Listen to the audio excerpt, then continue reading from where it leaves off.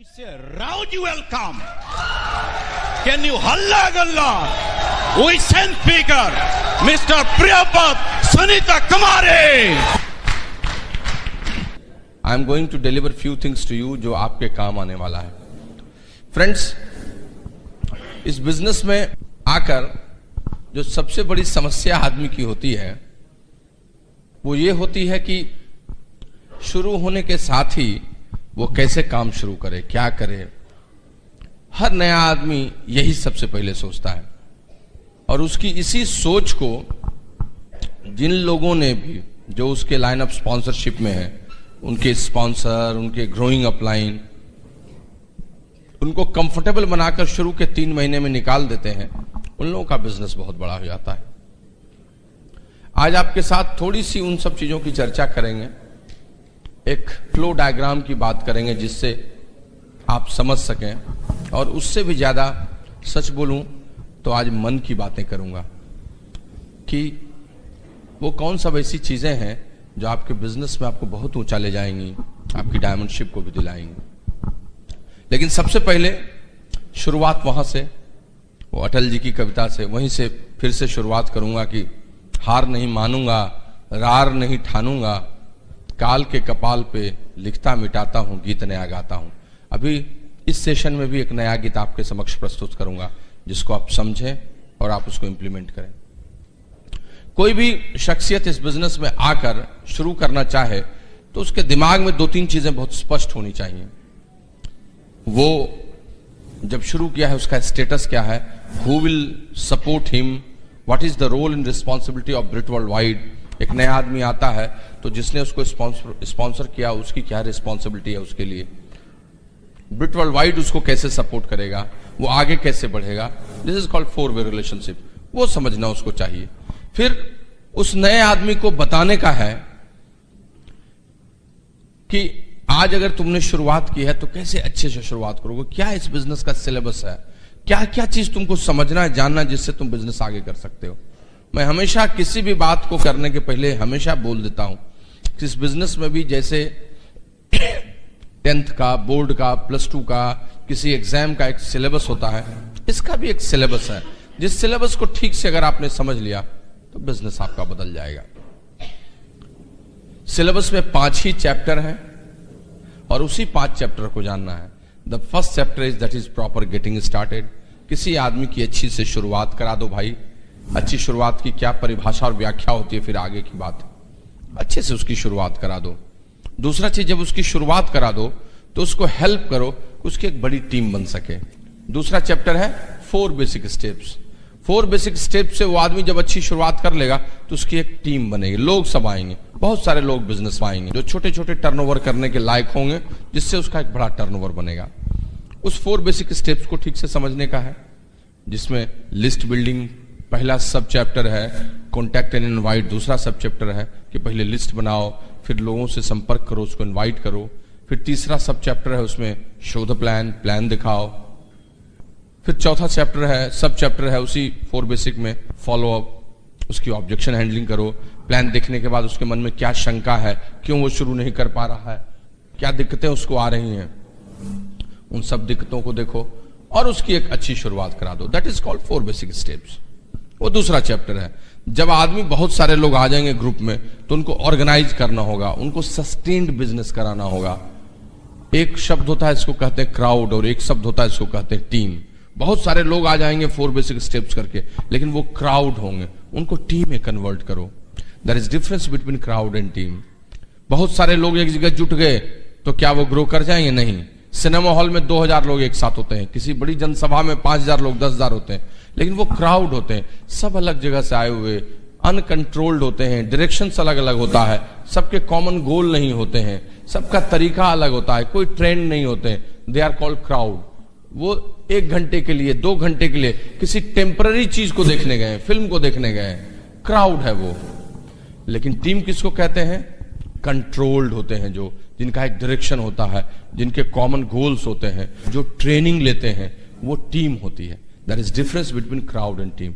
और टीम जीतती है, क्राउड नहीं. टीम के गोल्स होते हैं, क्राउड के गोल्स नहीं होते. तो क्राउड से टीम बनानी है, उसके लिए क्या है तीसरा chapter 9 core steps. 9 core steps आपको मदद करेगा क्राउड से टीम में बदलने के लिए। That will give U A consistent and persistent approach in your business, fulfilling all those parameters through which a person can make himself a proper and the crowd will be converted into a team। तो वो है आपका तीसरा chapter. चौथा chapter है आपसे इस पूरे बिजनेस में कुछ गलतियां होंगी, उन गलतियों को सुधारने की जरूरत है। लेकिन उन गलतियों को आप सुधारेंगे कैसे, आपको पता कैसे? मनुष्य तो मनुष्य है, देवता है नहीं, वो बहुत सारी गलती इस बिजनेस को बिल्ड करने में करेगा। तो जब गलतियां करेगा तो गलतियों को रोक तो नहीं सकते, लेकिन कुछ गलतियों की पहचान कर सकते हैं। जो गलतियां करेगा ही करेगा, कोई नई गलती करे तो पता नहीं, जो करेगा ही करेगा और जिससे सबसे ज्यादा हार्म है उसको नहीं करना है। और उसी के लिए चौथा चैप्टर बन गया, दैट इज 3 कार्डिनल रूल्स, कि भाई ये सब नहीं कीजिए, ये सब काम मत कीजिए, इससे तुरंत में आपको लॉस होगा, बहुत सारा डैमेजेज आपके बिजनेस में होगा। सो प्रिवेंट योर बिजनेस। तो ये चौथा चैप्टर है। और 5वां चैप्टर है कि जब आप बहुत काम कीजिएगा तो कमजोर भी होइएगा, आपको पावरफुल होना चाहिए, यू मस्ट बी पावरफुल।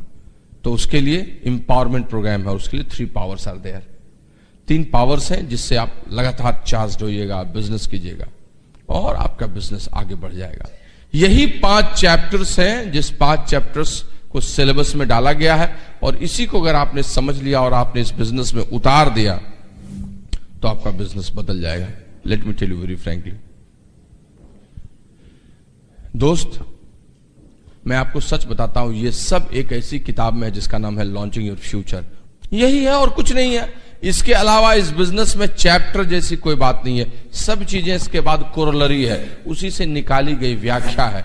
अब इस चीज को हम जब काम करने के लिए उतरेंगे तो उस काम करने के लिए उतरने में एक फ्लो डायग्राम बनाकर देखेंगे।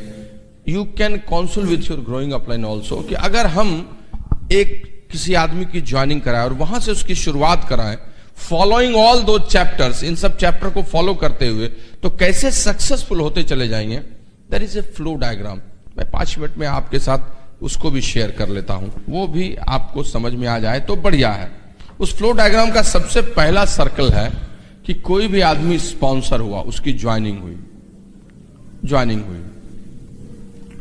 जैसे वो स्पॉन्सर हुआ, अब उसको तुरंत मदद की जरूरत है। जब तक कोई आदमी आपके नीचे कोई ज्वाइन नहीं किया है, चिंता की कोई बात नहीं है, लेकिन जैसे ही आपके नीचे किसी ने ज्वाइनिंग कर ली, बिजनेस में आ गया, चिंता की बात शुरू हो गई।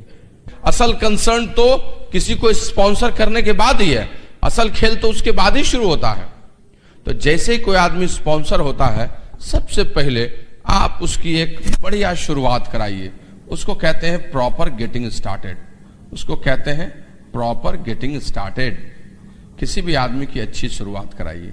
अब इस अच्छी शुरुआत के बारे में बढ़िया से लिखा हुआ है, मैं डिटेल में जा नहीं सकता, लेकिन भागते हुए ही सही मैं कुछ बिंदु बता देता हूं। 5 ऐसी चीजें हैं जिनको अगर आपने डाला तो उसकी अच्छी शुरुआत हो जाएगी। There are 5 bullet points. फटाफट पहला बुलेट पॉइंट है कि within 2 days, within 48 hours, 48 घंटे के अंदर में, विद इन 48 आवर्स आप उसके घर में जाके उसके बिजनेस की शुरुआत कराइए, जिसको किट ओपनिंग कहा जाता है, वो करा दीजिए। क्या मतलब हुआ? आप पति पत्नी कल शाम, परसों शाम अगर आज स्पॉन्सर किए हैं तो उसके यहाँ जाइए, जाकर बैठकर गपशप कीजिए, समय ले लीजिए और बैठ के कहिए, भाई इतने अच्छे बिजनेस, बड़े बिजनेस की शुरुआत हुई है, कुछ तो चाय पानी कराइएगा, मिठाई खिलाइएगा, एक मोहन भोग खिलाइएगा। उसके यहाँ जाइए, गपशप कीजिए। उसकी वाइफ अगर ठीक से नहीं समझी है, 2-4-10 मिनट में थोड़ा सा उसको प्लान का एक ओवरव्यू दीजिए, गपशप करके बताइए कितना अच्छा बिजनेस है, अपने अपलाइन का आइडेंटिफिकेशन कीजिए, कैसे वो बिजनेस में ग्रो किए, आज कहाँ हैं, थोड़ा ओवरव्यू, थोड़ी बातचीत। 1-1.5 घंटे उसके साथ बैठना है, गपशप करना है, और उस 1.5-2 घंटे में उनको ये एहसास करा दीजिए कि माय गुडनेस, ये सिर्फ एक फॉर्म भरना नहीं है, मैं तो एक बहुत अच्छे बिजनेस में आ गया हूं। और ये एहसास अगर आपने करा दिया तो उनके अंदर में एक बहुत बड़ा भाव चला जाएगा। दोस्त, कोई आदमी आज बिजनेस में शुरू करता है तो रजिस्ट्रेशन फ्री है, उसका एक आईडी प्रूफ, एड्रेस प्रूफ देता है, तो उसे उस कागज से लगता नहीं है कि वो किसी बड़े बिजनेस में आया है। लेकिन अगर कोई आदमी उसकी गेटिंग स्टार्टेड के समय में ठीक से उसको सारी बातें समझा दिया तो उसे लगने लगता है, oh my God, I have come in a very good business. कोई नजदीक में बीबीएस है, सेमिनार है, ओपन मीटिंग, उसको प्रमोट कर लीजिए और 1.5-2 घंटे में आप उनके साथ गपशप करके इतना अच्छा माहौल बना लीजिए कि जब आप बाहर निकलिए तो उस शख्सियत को और कुछ समझ में आए या ना आए, उसको इतनी बात समझ में आ जाए कि भाई ये लोग बड़े अच्छे हैं। अच्छा, वाईसी बिजनेस के बहाने से दोस्ती तो हो गई, कम से कम इतना समझ ले, और अगर इतना भी वो समझ लिया तो आपका जॉब हो गया, your job is done, I am telling you. लोग इसका महत्व नहीं समझते हैं। लोग ये नहीं समझते हैं कि कैसे एक नया आदमी बचता है, उसे पता नहीं है क्या होगा नहीं होगा कल को। लेकिन अगर आपके संबंधों की उष्मा उस तक पहुंच गई, गर्मी उस तक पहुंच गई, तो समझिए कि वो आदमी इतना जरूर समझ लेगा और बातें बदल जाएगी। लेकिन अब इसको लंबा मत खींचिए, 2-3 घंटे 4 घंटे मत बैठने लगिए उनके साथ बैठ के। अब उसी दिन सैम रनबर की कहानी और सारा डेली का प्रमोशन मत बता दीजिए, स्ट्रक्चर भी निकाल के डबल ईगल प्रोग्राम मत बता दीजिए। 11:45 बजे तक में पसीना बहाते हुए आप प्लान मत दिखाने लगिए। उसकी पत्नी सोचती रहेगी जाता क्यों नहीं है, खाना भी ठंडा हो गया है, क्या करे। मेक वेरी स्मार्ट, 1-1.5 घंटे में अपनी छाप छोड़ के वहां से निकलिए, उसी को कहते हैं अच्छी शुरुआत। दूसरी चीज, आप कुछ प्रोडक्ट ओवरव्यू दीजिए उनको। जिस बिजनेस में आए हैं वो प्रोडक्ट बेस्ड है, प्रोडक्ट ओवरव्यू दीजिए। 2 से 3 प्रोडक्ट का डेमो जरूर कर दीजिए, स्पेशली डेमो किट के साथ। और ये प्रोडक्ट ओवरव्यू देने में फिर बहुत सारी बातें मत बताइए, लेकिन थोड़ा सा पर्सनल केयर, थोड़ा सा होम केयर चर्चा करके बताइए, गपशप करके उनको बताइए, उनको इतना हल्का करके बताइए कि कोई बड़ी बात नहीं है, बिजनेस करना कितना आसान है। और ये जैसे ही आपने उनको बता दिया चीजें उनको बड़ी आसान लगेगी। प्रोडक्ट का बास्केट बन जाएगा, 100 पीवी हो जाएगा, वगैरह वगैरह वगैरह।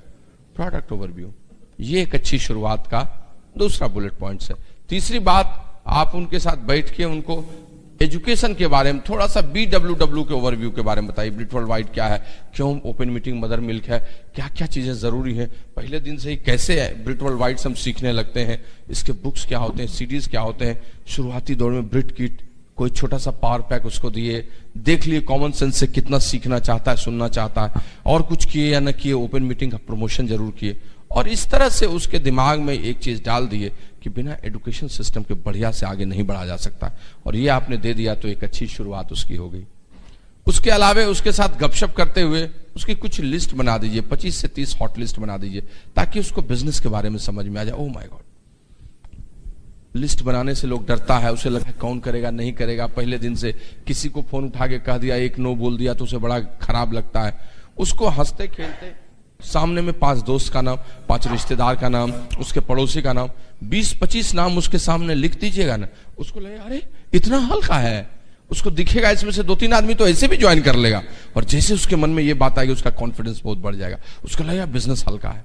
दोस्त, सामने में लिखी हुई चीजों को देखकर जब उसको अच्छा लगेगा ना, मेरा यकीन मानिए वो बिजनेस में टिकने के लिए सोचने लगेगा, लगातार चलने के लिए सोचने लगेगा। And that's very important to jot down at least 25 to 30 list there. और 5वीं बात, उसके साथ मिलकर कम से कम 3 to 4 स्पॉन्सरिंग, उसकी 3 से 4 स्पॉन्सरिंग निकालने में मदद कीजिए इन डिफरेंट लेग्स। दोस्त, कोई आदमी आता है बिजनेस में ना तो उसको हमेशा लगता है एक आदमी मेरे नीचे भी स्पॉन्सर हो जाए। हर आदमी सोचता है कि उसकी शुरुआत हो जाए, और अगर उसके नीचे 2-3 आदमी आपने बिजनेस में उसकी लिस्ट से ही उसको हेल्प करके डाल दिया ना, आई एम टेलिंग यू, वो उछलने लगेगा और बिजनेस में तो दौड़ने लगेगा। लेकिन अगर आप छोड़ देंगे, तुम जाओ 2-4 फॉर्म भरा लो, किसी को फोन करो, बेचारा किसी को कुछ बोलेगा, नो बोल देगा, उसे लगेगा कहाँ आ गए, किस तरह से फंस गए, और वो अकेला महसूस करेगा और पता चला 2-4 दिन में ही सुस्त हो जाएगा। But if you will help him to sponsor few people with him, I am telling you, he will stay in this business. My goodness, I have also my own business. Now this is going on. ये बढ़ रहा है। ये समझदारी की बात है। यही 5 बिंदु जैसे ही आपने किसी के साथ किया, यकीन मानिए उसका बिजनेस चल निकलता है और चीजें बदलने लगती हैं, और उसकी एक अच्छी और सच्ची शुरुआत हो जाती है। And well begun is half done. किसी ने अच्छे से शुरुआत कर दी तो उसकी अच्छी शुरुआत हो गई। जैसे ही कोई आदमी ठीक से शुरुआत कर दिया, आगे बढ़ने लगा, उसके बाद उस आदमी को अगले फ्लो डायग्राम में घुसाने की कोशिश कीजिए, and that is called core. उसे कोर बनाइए, CORE, कोर। कोर किसको कहते हैं, कोर कैसे समझे, देसी भाषा में समझिए। 1 किलो दूध अगर आपने लिया और उसमें मशीन से मथानी से चला दिया तो 200 ग्राम घी निकल जाता है, 800 ग्राम मट्ठा। वो 200 ग्राम घी क्या है? वही कोर है। That is core. 1 किलो दूध से 200 ग्राम जो घी निकला, घी उसका नोमेनक्लेचर कर दिए, लेकिन है वो क्या? कोर है। वही दूध का कोर वही है। इन द सेम वे आप लोगों को बिजनेस में लाते हैं, आप लोगों को स्पॉन्सर करते हैं, उसको शुरुआत कराते हैं, लेकिन उन बहुत सारे लोगों में से कुछ लोग आपके निकल के आएंगे जिसको आपको निकालेंगे, और वो कौन होंगे? आपके कोर। वही आपके रियल बिजनेस बिल्डर होंगे, वही आगे बहुत बड़ा बिजनेस करेंगे, वही आपके प्लैटिनम्स जाएंगे, एमरल्ड्स जाएंगे, डायमंड्स जाएंगे। तो कोर को, डार्क सर्किल को निकालने की शुरुआत हो जानी चाहिए। कोर कैसे समझेंगे? कोई हुआ किसको कहते हैं कोर? अब this is in another chapter, but in short term I am saying again few bullet points, जिससे आप समझ लीजिएगा कि वो कोर है, या इन चीजों को करे तो वो कोर बन सकता है। कोर की परिभाषा में पहली चीज है कि उसको जरूर प्लान खुद से दिखाना आना चाहिए। He must be STP sure. उसको प्लान खुद से दिखाना चाहिए। ये नहीं कि उसका अपलाइन उसके लिए जिंदगी भर प्लान दिखा रहा है, वो कभी कोर नहीं बन जाएगा। बहुत लोग 10 दिन में प्लान दिखाना सीखते हैं, 20 दिन में सीखते हैं, 1 महीने में, लेकिन 1 महीने से ज्यादा ले रहे हैं तो दिक्कत है। जो प्लान दिखा रहा है वो कोर है। दूसरी चीज 100 पीवी पर मंथ। जो लोग 100 पीवी पर मंथ कर रहे हैं, इसका मतलब वो कोर हो गए हैं। 100 पीवी करना बहुत बड़ी चीज नहीं है, इट्स वेरी सिंपल थिंग, लेकिन अगर वो भी नहीं कर रहे हैं तो वो मुख्य धारा में नहीं आए हैं।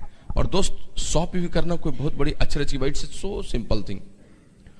दोस्त how to do 300 PV, 100 PV, 500 PV, इसके लिए product training, general knowledge, brochures, आपके अपलाइन समझना, डेमो, इन सब चीजों को लोग लेते हैं, उसको देखते हैं। लेकिन यकीन मानिए 100 पीवी करने के लिए इन सब चीजों को न भी करें तो भी हो जाए, अगर कोई आदमी कोर होता है तो, पैशनेट होता है इस बिजनेस के लिए। दोस्त, जो आदमी 100% प्रोडक्ट यूज करेगा घर में, जो प्रोडक्ट को रिप्लेस कर देगा, कितना भी कुछ हो, 40-50 पीवी तो उसके घर में महीने का खर्च हो जाएगा। उसके लिए क्या ज्ञान की आवश्यकता है? व्हाट आई मीन टू से, कोई आदमी ठीक से प्रोडक्ट यूज करता है, 40-50 पीवी तो इससे हो जाता है। और उसकी कोई एक मौसी है जो रहती है कहीं पर, एक फुआ रहती है, 25-30 पीवी वहां, 25 पीवी वहां, 50 पीवी वहां हो गया, 100 पीवी तो ऐसे है। यू प्लस मौसी प्लस फुआ इज इक्वल टू 100 पीवी। उसके लिए कितने ज्ञान की जरूरत है? उसके लिए कोर होने की जरूरत है। उसके लिए कोर होने की जरूरत है। और आप अगर कोर हैं तो चीजें ऐसे ही बदल जाती हैं। Try to understand. ये सब छोटी बातें हैं लेकिन बहुत मायने रखती हैं। कोर बनने का मतलब है if is doing 100 PV per month, वो बिजनेस के लिए पैशनेट है, वो आगे बढ़ना चाह रहा है। तीसरी चीज, वो फंक्शन मीटिंग्स में आता है। तो फंक्शंस मीटिंग्स में, ओपन मीटिंग बीबीएस में जो आ रहा है वो कोर है। चौथा बुलेट पॉइंट्स जिसको हम कहेंगे स्टैंडिंग ऑर्डर प्रोग्राम पर, जो स्टैंडिंग ऑर्डर पर है, हर महीने 2 सीडी जो सब्सक्रिप्शन कर रहा है, वही कोर है, वही आगे बढ़ना चाहता है, वो सुनना चाहता है, वो एक सोच, एक दृष्टि, एक फोरम, एक प्लेट्यू पर है।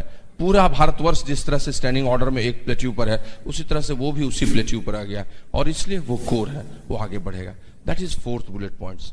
And 5th is that is communication with upline. Upline के साथ जो बात रोज कर रहा है, रोज अपने आप को करेक्ट कर रहा है, जो कम्युनिकेट कर रहा है, उनके साथ काउंसिल कर रहा है, वही आदमी कोर है। सो कोर की परिभाषा यही है कि जो एसटीपी शो करता है, 100 पीवी पर मंथ करता है, जो फंक्शंस में आ रहा है, जो स्टैंडिंग ऑर्डर पर है, और जो अपलाइन से बातचीत करता है रोज, वो कोर है। और कोर बनते ही उसका बिजनेस दौड़ने लगता है, बदल जाता है, चीजें बदल जाती हैं, सारी चीजें अलग हो जाती हैं।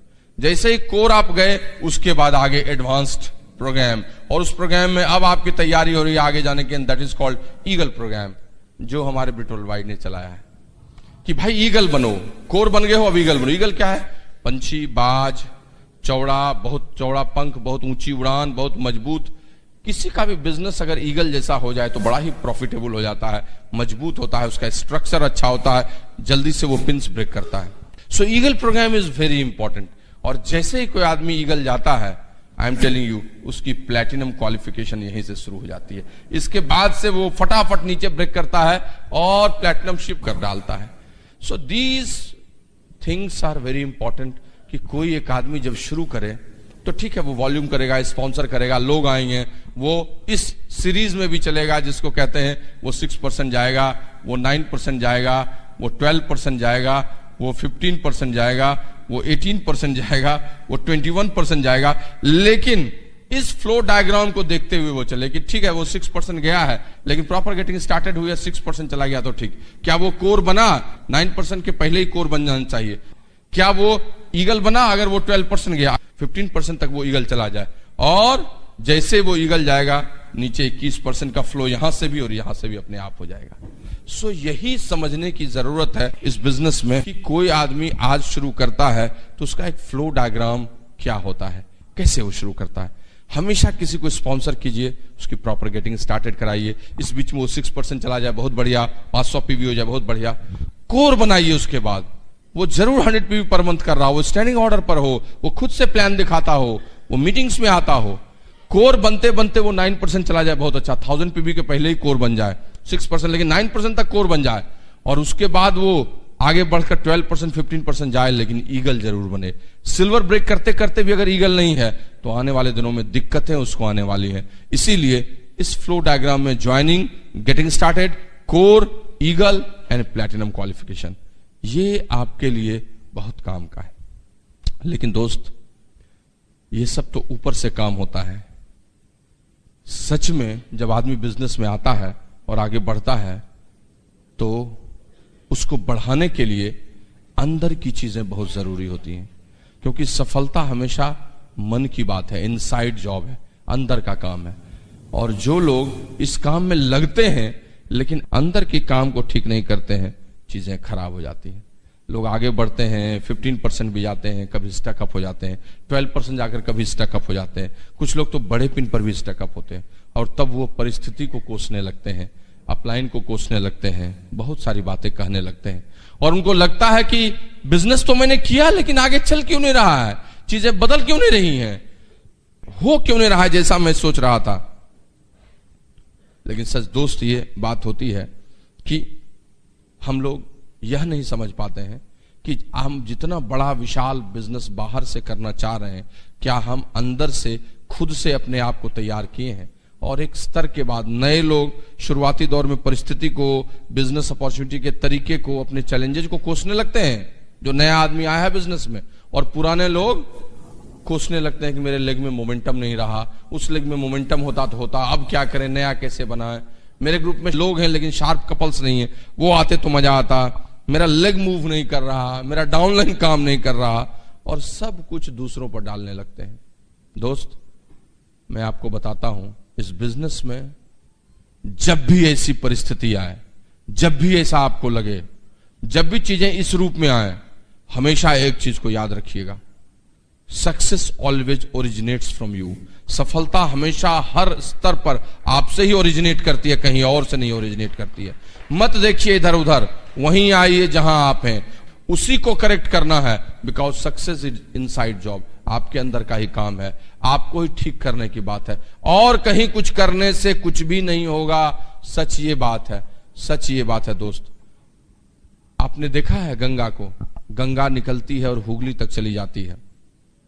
गंगा निकलती कहां से है? गंगोत्री से।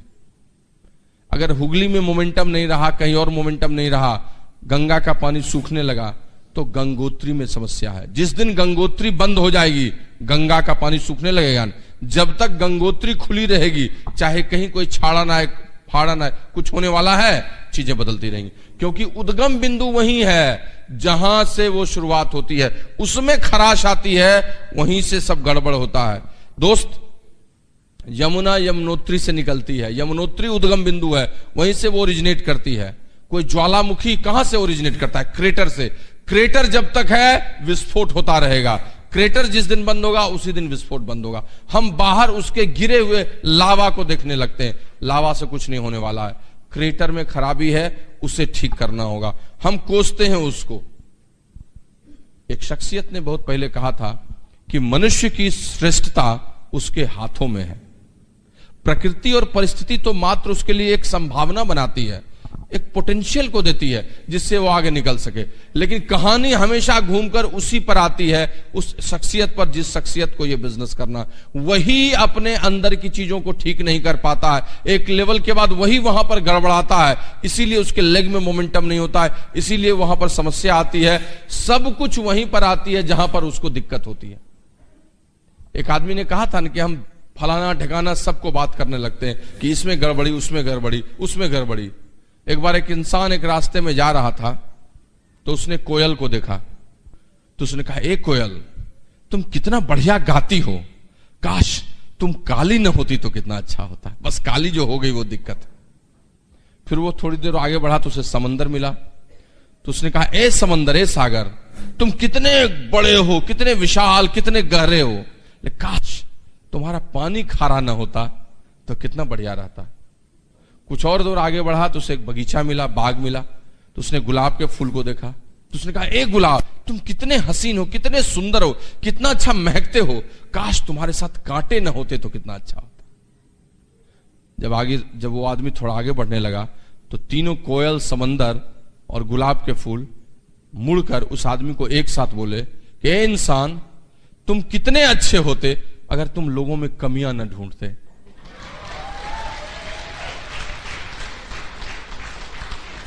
दोस्त, लोगों की कमियां, लोगों को ढूंढने में हम अपनी जिंदगी बिता देते हैं और अपने बिजनेस को खराब कर लेते हैं और समझ नहीं पाते हैं कि सफलता की समस्या हमारे साथ ही जुड़ी हुई है, कहीं और से नहीं। हमें ही संघर्ष करके उसको निकालना होगा। एक कवि ने लिखा था ना कि ख्वाहिशों से नहीं गिरते फूल झोली में, वक्त की शाख को हिलाना होगा। ख्वाहिशों से नहीं गिरते फूल झोली में, वक्त की शाख को हिलाना होगा। कुछ नहीं होगा अंधेरों को बुरा कहने से, अपने हिस्से का दिया खुद जलाना होगा, अपने हिस्से का दिया खुद जलाना होगा। You are the person who has built this business. The person who has gone 15%, it was because of this that you have sponsored him. आपने ही स्पॉन्सर किया था। आज वो ठीक से नहीं काम कर रहा है तो क्या दिक्कत है, फिर एक और को स्पॉन्सर कर दीजिए। अगले 3 महीने का कार्यक्रम बना दीजिए, 6% जाएगा, छोटा छोटा काम करके उसके नीचे 6% निकाल दीजिए, उसकी गेटिंग स्टार्टेड कर दीजिए, ऊपर वाले कोर बनाइए, 4 से 5 महीने में 12% की लेग हो जाएगी। चिंता किस बात की है? आप क्यों उस 15% की लेग को लेके रो रहे हैं, जिसको लेके आप एमरल्ड जाते और आज वो काम ही नहीं कर रही है? आपने ही सब कुछ किया था, आप ही फिर सब कर लेंगे, चिंता क्या है? 2 मित्र एक साथ जा रहे थे, बहुत अच्छे दोस्त थे। अचानक एक दिन दूसरा मित्र दौड़ता हुआ पहले के घर पर आया। वो कहा, दोस्त जानते हो मेरे घर में आग लग गई, सब कुछ जल गया, केवल मैं बच के आया। तो पहले दोस्त ने कहा, तुम अगर बच ही गए तो जला क्या, बाकी तो फिर बना दोगे, बाकी तो फिर बना दोगे। तुम बच गए ना, जला क्या, जला तो कुछ नहीं। समझ की बात यही है दोस्त कि आपकी श्रेष्ठता आपके हाथों में है। आपने ही ऑर्गेनाइजेशन को बिल्ड किया है और आप चिंता कर रहे हैं सिर्फ इसलिए क्योंकि अंदर का जो इंटरनल जॉब है वो करना आपने छोड़ दिया, आपने अपने आप को ठीक करना छोड़ दिया है, इसीलिए सारी समस्याएं आपके साथ। आपको अपने अंदर कुछ गुणों को लाना है जिससे आपका बिजनेस बड़ा होता है। आप एक्शंस कुछ कर रहे हैं, ग्रुप के एक्शंस पर बेस्ड है, आप अपना एक्शन कीजिए, आप अपना पर्सनल एक्शन बढ़ा दीजिए और उसके साथ इंटरनली ग्रो कीजिए। देखिए कि आप में कुछ आदतें जो पहले थी क्या वो खराब हो गई हैं या वो नहीं है। देखिए कि आपके अंदर में बहुत सारी ऐसी बातें हैं जिनके चलते आपका बिजनेस बड़ा होता है, क्या वो ठीक है? उन चीजों जिनके चलते आपका बिजनेस बड़ा हो सकता है, जिसके चलते खराश आती है, जहां रुक जाता है बिजनेस, जो बिजनेस में आपकी सक्सेस का इनसाइड जॉब है, उसमें से एक चीज है फेथ, विश्वास। और वो बहुत महत्वपूर्ण है। बहुत बार अपने विश्वास को ही लोग खो देते हैं। शुरुआती दौर में नए लोगों को तो विश्वास ही नहीं होता है, इसलिए समस्या आती है उनके पास। पता नहीं 2 आदमी स्पॉन्सर नहीं हुआ, चलेगा कि नहीं चलेगा। इंफॉर्मेशन भी बिजनेस का बहुत नहीं रहता है, बहुत सारी मीटिंग्स देखे नहीं रहते हैं, CD भी नहीं सुन पाए रहते हैं। 2-4-10 दिन में उनका कलेजा कबूतर का कलेजा बन जाता है, डरने लगते हैं और बिजनेस से निकलने को आतुर रहते हैं। कारण क्या होता है? विश्वास। दोस्त, इस बिजनेस में प्रारंभिक दौर से लेकर डायमंडशिप तक जाने के लिए हर लेवल पर विश्वास चाहिए और विश्वास के कई रूप होते हैं। अलग अलग लेवल पर अलग अलग किस्म का फित होता है। वो फित में एडहेयर करना, उस विश्वास को आपके साथ रहना चाहिए। अगर वो नहीं रहा तो गड़बड़ हो जाएगा। शुरुआती दौर में सेल्फ बिलीफ चाहिए, आत्मविश्वास चाहिए कि नहीं होगा, हम कर सकते हैं, हम आगे बढ़ सकते हैं। और उसके लिए बहुत जरूरी है कि ज्ञान मिले, आपको इंफॉर्मेशंस मिले। शुरुआती दौर में 10-20 स्पॉन्सरिंग कर दिए, प्लान दिखा रहे हैं, काम कर रहे हैं, वहां रह रहे हैं, लेकिन ना अपलाइन से संपर्क है, ना सीडी सुना, ना ओपन मीटिंग में आया। उस ज्ञान से विश्वास बदलता है, वो हुआ ही नहीं। तो किसी ने कुछ कह दिया, उस पर वही आधारित बात सुन लिए। कोई कुछ कह देगा, हम ऐसे सुन लिए। किसी ने कह दिया मुझको कि उड़ीसा की राजधानी संबलपुर है, तो मैं मान लूंगा क्या? आई नो दैट उड़ीसा की राजधानी भुवनेश्वर है, लेकिन अगर मैं नहीं जानता रहूंगा तो शायद किसी की बात मैं मान सकता हूं। ज्ञान की कमी है, इसीलिए विश्वास नहीं बना। द सेम वे इस बिजनेस का इंफॉर्मेशन लोग नहीं लेते हैं। प्रोडक्ट्स की ट्रेनिंग, ओपन मीटिंग में आना, कैसे लिस्ट बनती है, खुद से प्लान दिखा देना, प्लान दिखाने का क्या रूप होता है, ये शुरुआती दौर में विश्वास को बनाता है। और इस चीज के कारण बहुत सारे लोग आउट हो जाते हैं। कुछ लोग तो 4 बेसिक्स स्पॉन्सरिंग प्रोडक्ट यूज तक भी करते हैं, कुछ ऑर्गेनाइजेशंस भी बन जाती है, लेकिन उसके बाद भी गड़बड़ हो जाता है, क्योंकि उसके बाद के लेवल का जो विश्वास है वो विश्वास उनके साथ नहीं रहता। तो this faith is very important, जो आपको बनाना होगा। कुछ लोग शुरुआती दौर में विश्वास करते हैं। देखते हैं, आपने सुनी है वो कहानी ने कि एक गांव में साधु था। उस साधु ने कहा कि 10वें दिन इस गांव में बारिश जरूर होगी, चिंता मत करो। जिस दिन खूब बारिश होगी एकदम, और 10वें दिन सब लोग गांव से निकलकर अपने चौपाल पर आए कि बारिश जरूर होगी, इसके लिए बारिश देखने। लेकिन जितने लोग आए वो सब ऐसे ही आए, सिर्फ एक आदमी था जिसके हाथ में छाता था। वो छाता लेके आया था। क्यों? क्योंकि बारिश होगी तो बचेंगे कैसे। बाकी लोगों के मन में अभी भी शक था कि बारिश होगी कि नहीं होगी। That was lack of faith. लेकिन उसके मन में विश्वास था कि बारिश होगी, इसलिए छाता लेके आया था कि बचना है, बारिश से कैसे बचेंगे। ट्राई टू अंडरस्टैंड, छोटी छोटी बातें होती हैं, लेकिन हम फेथ ही नहीं कर पाते। 9% तुम जाओगे, गोल बनाया, विश्वास ही नहीं हो रहा है डाउनलाइन पर। ऐसे ही गोल बना दिया, अरे दिखने के लिए है, देखेंगे, जाना तो नहीं ही है। पहले दिन ये सोच लेते हैं और चीजें उनके साथ नहीं होती, आत्मविश्वास की कमी होती है। बड़े लेवल पे भी लोगों के मन में डाउट्स होती है। प्लैटिनम हो गए, फाउंडर्स प्लैटिनम हो गए, 1 साल हो गया, अभी तक आगे नहीं गए। अब उनको लगने लगता है कि पता नहीं, शायद ऐसा ही चलेगा। 2 आदमी तो निकल गया जो था, अब नया स्पॉन्सरिंग करेंगे तो क्या वो लेग प्लैटिनम जाएगी। और इस विश्वास की कमी के कारण भी उनके बिजनेस में बहुत दिक्कत होती है। सो आपको इस विश्वास को बनाना होगा हर स्तर पर। यात्रा के दौरान हर स्तर पर आपको अपने इस विश्वास को बना के चलना होगा। दूसरी एक चीज होती है जो सेल्फ डिसिप्लिन होती है, इसकी भी कमी होती है।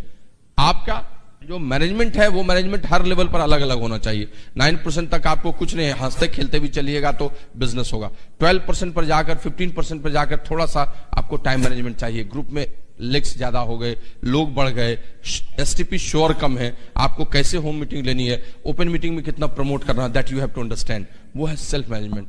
अब आप जैसे ही 9% से ऊपर गए हैं तो क्या कैलेंडर को आप फुल करते हैं कि नहीं करते हैं? आप गोल्स बनाते हैं कि नहीं बनाते हैं? आपका कैलेंडर आपके ग्रुप के साथ मैच करता है कि नहीं करता है? आपकी पर्सनल विड्थ कैसी है? ये सब आपको अपने सेल्फ डिसिप्लिन से ठीक करना होगा। प्लैटिनम, फाउंडर्स प्लैटिनम के लेवल पर जाकर तो ये सेल्फ डिसिप्लिन और भी बढ़ जाता है कि आप टाइम मैनेजमेंट कैसे कर रहे हैं। शुरुआती दौर में बहुत लोग बिजनेस की शुरुआत करते हैं तो मजा आता है, 2 घंटे में काम चल जाता है। जैसे प्लैटिनम जाते हैं, अब जॉब कर रहे हैं, पार्ट टाइम में कर रहे हैं, मिस मैरिज होने लगता है। कभी कभी जॉब का बहुत सारा समय देने लगते हैं, जॉब में चैलेंजेस आने लगता है। कभी कभी इधर समय ही नहीं देते हैं, जॉब में बहुत चैलेंजेस आया, 1 महीना देखा ही नहीं बिजनेस को, और ये सब उनको मिसमैनेज कर देता है।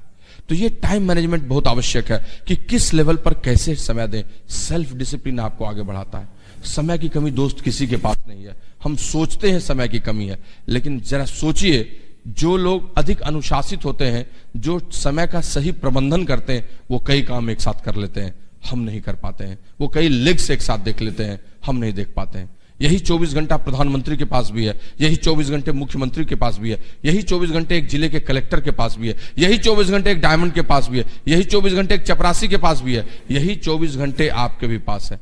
लेकिन आप एक काम करके, 1 लेग 2 लेग को संभाल के अपने आप को समझने लगते मेरे पास समय ही नहीं है, और वो कितना सारा एक साथ काम कर लेते हैं। क्यों कर लेते हैं? आप क्यों नहीं कर पाते हैं? क्योंकि वो ज्यादा अनुशासित हैं, आप कम अनुशासित हैं। उनका टाइम मैनेज्ड है। माननीय प्रधानमंत्री सवेरे 5 बजे उठते हैं, आधे घंटे 5 से 5:30 योगा कर लिए, 5:30 से 6 बजे तक में सारा अखबार पढ़ लेते हैं, 6 बजे वो फ्रूट्स खा लेते हैं, 6:30 में वो लोगों से मिल लेते हैं, 7 से 8 o'clock में वो सारा फोन अटेंड कर लेते हैं, 8 से 8:30 में वो अपने घर के ऑफिस में बैठ के बात कर लेते हैं, 8:30 वो अपने सेक्रेटेरिएट में चले जाते हैं, 12 o'clock तक वहां रहते हैं, वहां से आके लंच कर लेते हैं, लंच करने के बाद वो डेलीगेशन से मिलते हैं, वो आधे घंटे का नैप ले लेते हैं, 2:30 से फिर वो सेक्रेटेरिएट में होते हैं 5:30 तक, 6 o'clock के बाद वो पार्टी के साथ बात कर लेते हैं, 7 o'clock से 9 o'clock उनका बना होता है फिर रेजिडेंस में ऑफिस पे सब काम कर लेने का, 9 o'clock में वो डिनर कर लेते हैं, 9:30 से 10:30 वो डेलीगेशन से बात करते हैं, 10:30 से वो अपनी किताबें पढ़ लेते हैं, और वो इस तरह से पूरे दिन भर में सारा काम कर लेते हैं। और हम सवेरे उठते हैं, कोई घर पे आ गया तो आधा घंटा बात कर ले, एक डाउनलाइन से बात हुआ, उसने अपनी पूरी शादी की कहानी सुनाई, 15 मिनट वही सुन रहे हैं, सवेरे तक में अखबार पढ़े कि नहीं पढ़े, बाथरूम गए तो वहां से कैसे निकले, सब्जी लेने गए तो कोई मिल गया चलो भाई 15 मिनट वही दे दिए। समय का कोई अनुशासन ही नहीं है, कहां है कैसे है, शाम को ऑफिस में बॉस बैठा लिए, पान खा रहे हैं, 10 मिनट बाद ही निकलेंगे। You see how your time is going. लेकिन अगर आपने भी एक आत्म अनुशासन कर लिया तो आप भी एक साथ एक समय में नौकरी, 5 लेग, अपना ऑफिस, सब कुछ देखते हुए काम कर। This all about your self discipline. I am telling you, here a person wins and a person loses. That is very important.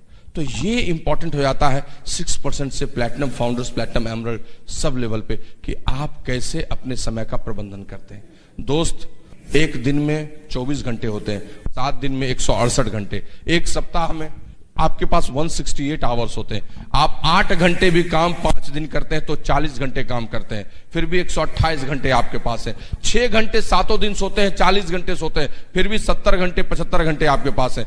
2 घंटे ट्रैफिक में रोज देते हैं, फिर भी 50 घंटे हैं। 2 घंटे नहाने खाने में देते हैं, फिर भी 40 घंटे हैं। 2 घंटे बच्चों को पढ़ाने टीवी में देखते हैं, फिर भी आपके पास 30 घंटे हैं। सब काम करने के बाद भी हर हफ्ते 30 घंटा ऐसा है जो बेकार जा रहा है, उसमें से 15 घंटे भी सॉलिड आपने इस बिजनेस में दे दिया, your platinum ship is done, I am telling you. So self discipline बहुत जरूरी है। ये इनसाइड जॉब है, ये बाहर से दिखता नहीं है, लेकिन ये मन की बात है जो समझने का है। नजरिया, एटीट्यूड, बहुत बार नजरिया आपके काम को बिगाड़ देता है। सब कुछ ठीक रहता है लेकिन आपका एटीट्यूड ही ठीक नहीं होता है। आप ठीक से देख ही नहीं पाते हैं चीजों को, किस नजरिए से देख रहे हैं। एक बहुत बड़े ऋषि थे, महर्षि कणाद। उन्होंने कहा था कि जीवन का आनंद जीने वालों के नजरिया में है, दृष्टि में है। वही आदमी अपने जीवन को दुखी कर लेता है पूरी जिंदगी, और वही आदमी सुखी कर लेता है अगर उसका नजरिया बदल जाता है तो उसको आनंद उसी में आने लगता है। लोग अपनी पूरी जिंदगी दुखों में बिता देते हैं, हर रोज कहते हुए कि ये मेरे पास नहीं है, ये मेरे पास नहीं है, ये मेरे पास नहीं है, ये मेरे पास नहीं है। और कुछ लोग अपनी पूरी जिंदगी को सुख में बिताते हैं, कहते हुए इतना तो मेरे पास है, इतना तो मेरे पास है, इतना तो मेरे पास है। That's all about our attitude. और यही नजरिया आदमी को बहुत आगे लेकर चला जाता है। एक शख्सियत पैदल जा रहा था, एक मंदिर बन रहा था। आपका तो मंदिरों का शहर है। I have travelled through Jagannathpuri मंदिर, उसके बगल में देवताओं को देखा। आई मीन भगवान जगन्नाथ जी को जो बैठे हुए थे, भगवान बलराम जी, बलभद्र जी को, उनकी माता सुभद्रा जी को, क्या स्थापत्य कला है। कोणार्क मंदिर को देखा। सलाम करता हूं नरसिंह देव वर्मन को जिसने ऐसी स्थापत्य कला को दिया, उस चक्र को मैं बता नहीं सकता आपको। लिंगराज मंदिर देखा मैंने भुवनेश्वर का, क्या बना हुआ है। हाउ दैट आई मीन आनंद केसरी गजकेसरी ने उसको बनवाया था। 8th 9th AD में बना हुआ यह मंदिर। ये सब स्थापत्य कला का नमूना, कितना सुंदर मंदिर है। ऐसे ही एक मंदिर बन रहा था और एक शख्सियत उधर से जा रहा था। उस मंदिर को बनाने में 3 आदमी लगे हुए थे, मजदूर सब पत्थर वत्थर तोड़ रहे थे। तो उस आदमी ने पहले एक श्रमिक से, मजदूर से पूछा, भाई क्या कर रहे हो? तो उसने कहा, देख नहीं रहे हो पत्थर तोड़ रहे हैं। आगे बढ़ गया, थोड़ा दूसरा मजदूर था, उससे पूछा, भाई तुम क्या कर रहे हो? उसने कहा, आप देख नहीं रहे हैं सर, आजीविका कमा रहे हैं, दाल रोटी के लिए काम कर रहे हैं, दाल रोटी के लिए काम कर रहे हैं। वो थोड़ा और आगे बढ़ा, तीसरा मजदूर था, उससे पूछा, भाई तुम क्या कर रहे हो? वो पहले तो सुना ही उसकी बात नहीं, वो गीत गा रहा था अपना, एकदम है ना, पूरा गीत गा रहा था, श्री कृष्ण गोविंद हरे मुरारी हे नाथ नारायण वासुदेव, गा रहा है अपना। 2-3 मिनट उसको जब जोर से बोला, भाई मैं पूछ रहा हूं क्या कर रहे हो, मगन था वो, तब घुमा उसके तरफ और कहा, देख नहीं रहे भाई साहब, मंदिर बना रहे हैं, मंदिर, कितने पुनीत कार्य में लगे हुए हैं। तीनों एक ही काम कर रहे थे, पत्थर तोड़ रहे थे, लेकिन एक ने कहा पत्थर तोड़ रहे हैं, एक ने कहा दाल रोटी के लिए काम कर रहे हैं, और एक ने कहा मंदिर बना रहे हैं। एक अपलाइन के 3 डाउनलाइन थे, तीनों के नीचे में एक एक ज्वाइनिंग हुई। तो उस अपलाइन ने पहले डाउनलाइन से पूछा, भाई शाम को निकला वो उस अपने नई ज्वाइनिंग के घर, तो अपलाइन ने पूछा डाउनलाइन से, भाई कहां जा रहे हो? तो पहले ने कहा कि बॉस नया ज्वाइन किया, उसको जा रहे हैं, प्रोडक्ट देंगे, प्रोडक्ट को यूज करेगा, 100 PV कराएंगे। ठीक है भाई। दूसरे डाउनलाइन से फिर अपलाइन ने पूछा, भाई तुम कहां जा रहे हो? कहा बॉस एक नया आदमी ज्वाइन किया है, 6% उसको ले जाएंगे, इस महीने उसको 300 PV ले जाएंगे, उसकी गेटिंग स्टार्टेड कराएंगे। फिर उस अपलाइन ने तीसरे डाउनलाइन से पूछा, भाई तुम कहां जा रहे हो? कहा बॉस क्या बोले आपको, मजा आ गया, एक शार्प कपल ग्रुप में आया, उसको प्लैटिनम क्वालिफिकेशन कराना है 1 साल में, उसके साथ रिलेशनशिप बनाने जा रहा हूं, and that I will do. देखिए तीनों के नजरिए में क्या अंतर है। कोई एक प्रोडक्ट देने जा रहा है, कोई एक उसको गेटिंग स्टार्टेड कराने जा रहा है, और कोई उसके साथ रिलेशनशिप बनाने जा रहा है। यही आदमी अपने बिजनेस में अंदर कर, सर उसका बिजनेस बहुत चलता है, मेरा बिजनेस नहीं चलता है, वो रिलेशन बनाता है, तुम प्रोडक्ट देते हो, क्या चलेगा? देखो तुम प्रोडक्ट डिलीवर करते हो, वो रिलेशनशिप बनाने जाता है, प्रोडक्ट तो उसका पार्ट है, तो कैसे नहीं आगे बढ़ेगा? नजरिया सबसे बड़ी बात है कि आप किसी को ज्वाइनिंग कराते हैं, कैसे उसके साथ काम करते हैं, लॉन्ग टर्म में सोचते हैं कि नहीं सोचते हैं। आपने जिसको स्पॉन्सर किया उसका डिटेल प्रोजेक्ट रिपोर्ट बनाते हैं, उसके साथ बैठकर लंबी दूरी तक तय करने के लिए पहले से सोचते हैं कि नहीं सोचते हैं, या शॉर्ट टाइम मेंटेलिटी है? क्या करके आप चलते हैं, वही आपको इस बिजनेस में आगे ले जाता है, वही आपको सब कुछ कराता है, और वही इस बिजनेस में आपको बड़ा विजन दिलाता है। That is all about how you will grow in this business. एक और चीज है जिसको लोग मिस करते हैं, जो लोगों को लगता है कि वो बहुत एक्शन कर रहे हैं, लेकिन काम क्यों नहीं हो रहा? मैं फाउंडर्स प्लैटिनम हो गया, एमरल्ड क्यों नहीं जा रहा हूं? मैं 9% गया हूं, 12% क्यों नहीं जा रहा हूं? वो क्यों इतनी जल्दी फास्ट जा रहा है? एक और इनसाइड जॉब है, and that is sharpening your cutting edge. आपका कटिंग एज भोथरा हो जाता है दोस्त, काम करते करते कुल्हाड़ी की धार भोथरी हो जाती है, लकड़ी काटने की स्पीड वो नहीं रह जाती है जो पहले थी। तो क्या करता है लकड़हारा? उस कुल्हाड़ी की धार को तेज करता है, शार्पन करता है, और तब वो बहुत सारी लकड़ी फिर काटने लगता है। हम भी इस बिजनेस में आते हैं और अपनी कटिंग एज को शार्पन करना ही भूल जाते हैं। हम फाउंडर प्लैटिनम हो गए, हम 15% पर हैं, मजाक है दोस्त। Success is a continuous education programme. सफलता एक कंटिन्यूअस एजुकेशन प्रोग्राम है, और अगर इसमें आप घुसते हैं तो आपकी बात बदलती चली जाती है। जो रोज रोज सीखता है, जो रोज रोज छोटी छोटी चीजें करता है, वो बहुत बढ़िया करता है, वो बहुत आगे जाता है। एक बहुत बड़े संगीतकार जो वायलिन वादक थे, उसने कहा था कि दोस्त मैं सच बताऊं, वायलिन का खेल कैसा है, अगर मैं एक दिन नहीं बजाता हूं तो मुझे पता चल जाता है कि मैं कैसा बजाऊंगा। एक दिन मैं अभ्यास नहीं करता हूं, प्रैक्टिस नहीं करता हूं, तो I feel difference in my violin playing. Violin कल मैं कैसा प्ले किया और आज कैसा प्ले किया, ये डिफरेंस मुझे पता चल जाता है। अगर एक हफ्ते मैं वायलिन की प्रैक्टिस नहीं करता हूं तो मेरी वाइफ को पता चल जाता है कि मेरा डिफरेंस क्या है। अगर एक महीने में नहीं करता हूं तो मेरे सबसे परम प्रिय शिष्य को भी पता चल जाता है कि मेरे वायलिन बजाने में डिफरेंस आ गया। और अगर 1 साल में नहीं करता हूं तो मेरे श्रोताओं को भी पता चल जाएगा कि मेरे वायलिन बजाने में क्या डिफरेंस है, उसकी गुणात्मकता कितनी नीचे चली गई है। लेकिन हम ये नहीं समझ पाते हैं।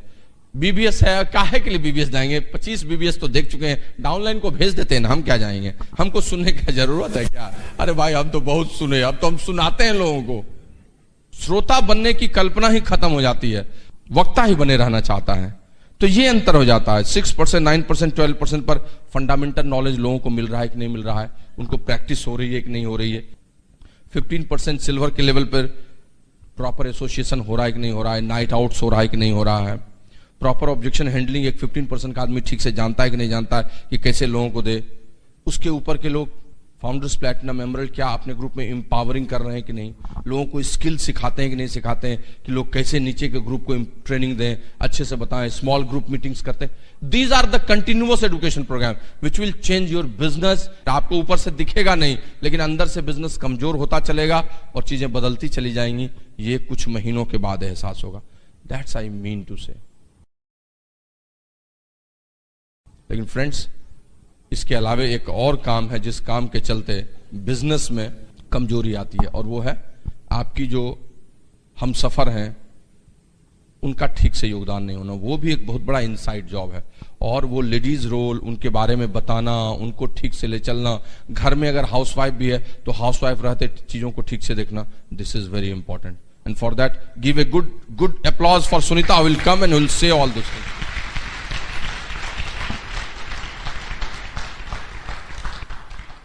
Thank you Priyamvat. सब सीरियस हो गए बिजनेस, क्योंकि मुझे अभी प्रियमवत जी बात कर रहे थे तो मैं भी अपने 13-14 साल का लेखा जोखा मन ही मन सोच रही थी।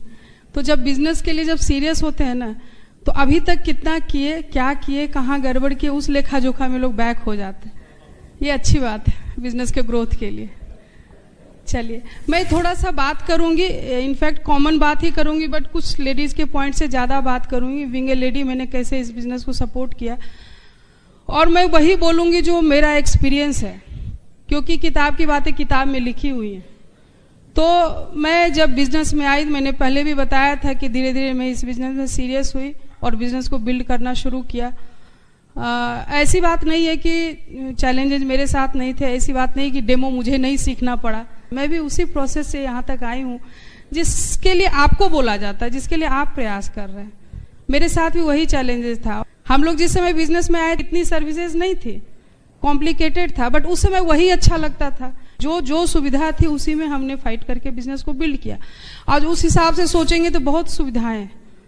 ठीक है, ये मीटिंग सेमिनार्स उस समय भी थे, इसको हम लोगों ने बहुत ही रिलीजियसली फॉलो किया, मीटिंग को बहुत प्रमोट किया, लेडीज को भी मीटिंग में लाने की कोशिश की। मैं तो ऐसे प्रमोट करती थी, और सच में मुझे भी फीलिंग होता था कि मैं हाउस वाइफ हूँ, बट एक कॉलेज लाइफ की शुरुआत जैसे होती है, कॉलेज छूटे हुए बहुत दिन हो गए थे, तो ये बिजनेस में मुझे वही फीलिंग आने लगा। फिर से एक टाइम में तैयार होके जाते हैं, वहाँ फ्रेंड सर्किल बनाते हैं, सब लेडीज के साथ मिलते हैं, और शुरुआत में कुछ फ्रेंड्स भी आते हैं, लाइक माइंडेड लोगों को लेके हम इस बिजनेस में आते हैं, तो वो बड़े पक्के हो जाते हैं, जो आज तक भी मेरे बिजनेस में साथ है, बड़े बड़े लेवल पे। तो उनके साथ बड़ा अच्छा लगता था कि निकल के मिलेंगे वीक में एक दिन। तो मैंने इसको भारी नहीं बनाया, इसको हल्के रूप में ऐसे करके प्रमोट किया थी, बहुत अच्छा प्रमोशन हुआ, और वही डुप्लीकेशन अभी तक है। तो मेरे शहर में लेडीज का बहुत ज्यादा इन्वॉल्वमेंट है मीटिंग में। मैं यहाँ भी देख रही हूँ लेडीज के लिए, ऐसा नहीं कि वो उनके साथ वो घर का काम नहीं होगा, बट वो ये समझ रही कि यही इंपॉर्टेंस है, इसीलिए यहाँ पे आए, ये मीटिंग इंपॉर्टेंट। तो ये लोगों को समझाना होगा नए लेडीज को कि मीटिंग ही आपका, हम लाख बताएंगे बट आपका विजन बड़ा मीटिंग में जाके ही होगा। ये मुझे उन्हें मैसेज देना, इसके लिए हमें रेगुलर मीटिंग में आना होगा। पक्की बात, ये बिजनेस लीडर्स से चलता है, बट उन लीडर से नहीं जो इसके बाहर वाले लीडर हैं। वो कभी नहीं चाहेंगे कि मेरी तरह बराबर का कोई लीडर हो जाए, वो खुद लीडर बने रहने चाहते हैं और सब जिंदाबाद जिंदाबाद करे साथ में। बट यहाँ के लीडर्स की बात होती, हम लोगों की हमेशा चाहत होती है कि मेरे बराबर के लीडर मेरे ग्रुप में आ जाए, और हो तो मेरे से अच्छे लीडर हो जाएं, ताकि मेरा बर्डन थोड़ा कम हो और बड़ा ग्रोथ हो इस बिजनेस में। तो यहाँ सोच ज्यादा बड़ा है ना, हम अच्छे लीडर्स चाहते हैं अपने बिजनेस में, तो ये लीडर्स के थ्रू चलता है ये बिजनेस। और लीडर्स का क्या काम होता है, जो हम लोगों से करवाना चाहते हैं वो खुद करना होता है, चाहे उसके लिए हमें जो भी चैलेंजेस फेस करके करना हो।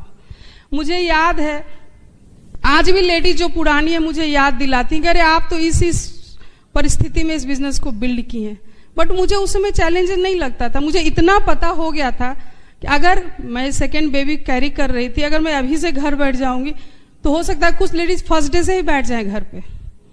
तो मैं लास्ट टाइम तक मीटिंग में गई, कष्ट मुझे भी होता था, बट मुझे लोगों को मैसेज देना था कि अगर आप कहीं जॉब करेंगे तो मिनिमम छुट्टी लेने की कोशिश करेंगे, क्योंकि वहां पे कटेगा।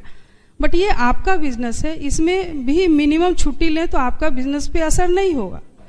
तो ये कब होगा, जब आप करना चाहेंगे, लोगों से करवाना चाहेंगे, तो वो काम खुद करना होगा। आपका बॉडी लैंग्वेज, आपका बोलने का स्टाइल, आपका ग्रूमिंग, ये सब आपको चेंज करना होगा। आप हमेशा फ्रेश दिखेंगी तभी लोग आपके सामने फ्रेश होके आएंगे। तो आप कैसे प्रेजेंट कर रहे हैं खुद को, ये बहुत इंपॉर्टेंट है। देखिए, ये समझने की बात है कि ये बिजनेस हम लोगों के साथ करते हैं, किसी फैक्ट्री मशीन के साथ नहीं करते। तो हमेशा हमको लोगों को समझने की कला आनी चाहिए इस बिजनेस में। जो जितना जल्दी समझते हैं, इसको इम्प्रूव करते हैं, वो जल्दी लोगों के साथ घुल मिल के इस बिजनेस को एक ग्रुप बना के काम करना शुरू कर देते हैं। तो इसके लिए हम आज भी नई लेडीज आती हैं तो जस्ट लाइक अ फ्रेंड आपके लाइफ में आया, उसको एक्सेप्ट कीजिए। और ऐसा नहीं कि फर्स्ट डे से उनको हम किताबी रूप से पूरा बिजनेस बता दिए, बट उनको स्पेस दीजिए, उनके लाइफ में भी थोड़ा इंटरफेयर कीजिए, बट एक लिमिट तक उनको अपने लाइफ में खूब स्पेस दीजिए, तब बिजनेस की बात इनपुट कीजिए, बहुत अच्छे से समझेंगे। तो ये आपको समझना होगा। हम उनके घर जाते हैं, ये समझना होगा उनका फैमिली स्ट्रक्चर क्या है, उनके बच्चों का साइज क्या है, कौन कौन लोग घर में रहते हैं, ये बहुत इंपॉर्टेंट है। और उस हिसाब से बिजनेस के रूटीन को सेट करें। ये बिजनेस तो इतना मजेदार है, ये बिजनेस कुछ भी ऐसा नहीं है जो अपने लाइफ में हम नहीं करते। ये बिजनेस में वही सब चीज है जो हम डेली करते हैं, बट अभी जैसे प्रेमवत बोले ना, डिसिप्लिन होने की जरूरत है।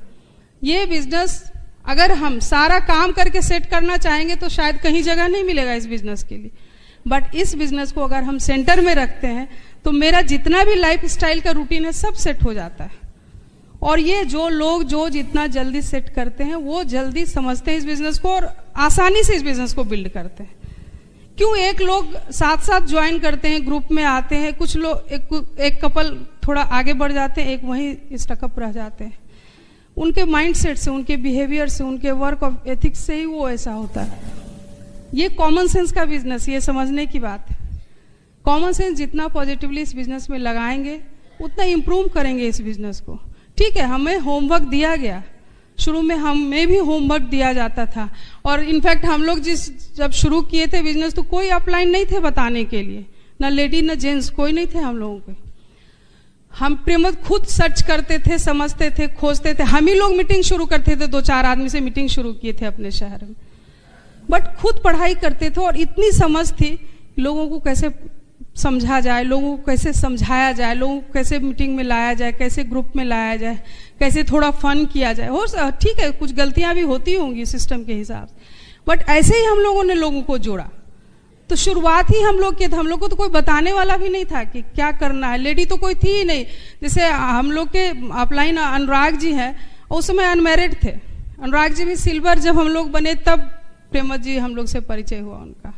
आज पार्ट एंड पार्सल हम लोग हैं लाइफ में, उनकी फैमिली और मेरी फैमिली। बट उस समय कोई बताने वाले, बट अपने ही कॉमन सेंस से हम लोग सिल्वर तक गए, प्लैटिनम तक गए। ये समझ थी कि लोगों को दिल नहीं दुखाना चाहिए, लोगों को खराब नहीं बोलना चाहिए, लोगों से अच्छा रिलेशन करना चाहिए, लोगों से बॉन्डेड होना चाहिए, तभी हम उनको अपनी बात बता पाएंगे। रिलेशनशिप हमने भी बनाया और ये मूल मंत्र है इस बिजनेस का, रिलेशनशिप। और उसमें मेन रोल लेडीज का, हम लेडीज का ही होता है रिलेशनशिप में। कुछ लेडीज को लगता है कि हस्बैंड, बिजनेस शब्द हस्बैंड का काम है, लेकिन ऐसा नहीं है। ये हस्बैंड वाइफ बिजनेस है। कुछ देखिए, हम 1-2-4 सेंटेंसेस बोलेंगे, वही क्वेश्चन है और वही आंसर है। थोड़ा शब्द का हेर फेर करेंगे, क्वेश्चन से आंसर बन जाएगा। जैसे कुछ लेडीज का क्वेश्चन होता है, बच्चों के कारण हम बिजनेस को नहीं कर पाते। उसमें एक ही शब्द, बच्चों के ही कारण इस बिजनेस को करना है, ही शब्द लगा दिए तो क्या उसका आंसर मिल गया ना। बच्चों के ही कारण हम बिजनेस को नहीं कर पाते हैं। मेन चैलेंजेस बच्चे आते हैं, बट बच्चों के ही कारण हमको इस बिजनेस को बिल्ड करना है। अगर इसको हम रीजन बनाएंगे तो कर लेंगे ना। वो बच्चे कभी हम मेरे को चैलेंज नहीं दिखेंगे, उन्हें हम सेट करके कर लेंगे। शुरुआत में ऐसा नहीं कि मुझे घर का चैलेंज नहीं फेस करना पड़ा था। मुझे अभी भी याद है, मेरा लाइफ पहले भी बहुत सेटल्ड था और बहुत अच्छा लाइफ स्टाइल था मेरा। प्रेमवत जी बहुत बड़े ऑफिसर थे और मैं उनकी वाइफ थी। सोसाइटी में एक बहुत अच्छा स्टेटस था मेरा, बहुत अच्छे लाइफ स्टाइल के साथ हम रहते थे, बहुत नौकर चाकर स्टाइल में हम रहते थे। ये बिजनेस आया तो बहुत उथल पुथल मेरे लाइफ में भी आया, बहुत चीज चेंज करना पड़ा मुझे भी अपने रूटीन को।